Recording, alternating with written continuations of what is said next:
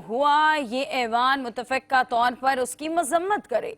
नायब वज़ीर आज़म इसाक डार का सेनेट इजलास में इजहार ख्याल वाज़े किया कि नाराज़गी के नाम पर लोगों को मारेंगे तो पूरा हाउस उसके खिलाफ खड़ा होगा। ये लोग दूसरी एजेंसीज के हाथों में खेल रहे हैं।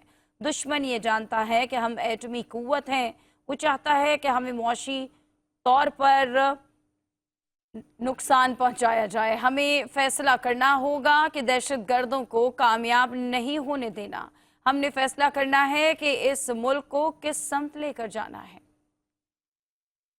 नाराजगी का कोई लफ्ज नहीं है।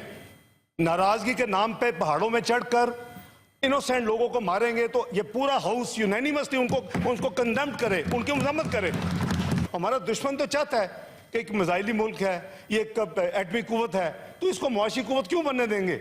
जब भी पाकिस्तान टेक ऑफ करता है और आराम से पाकिस्तान की टांगें खींची जाती हैं, पॉलिटिकल इंस्टेबिलिटी क्रिएट की जाती है, कोई और काम किया जाता है, तो ये तो हमें फैसला करना। सियासी इस्तेहकाम नहीं होता तो बलूचिस्तान जैसे मसाइल होते हैं। सियासी जमातें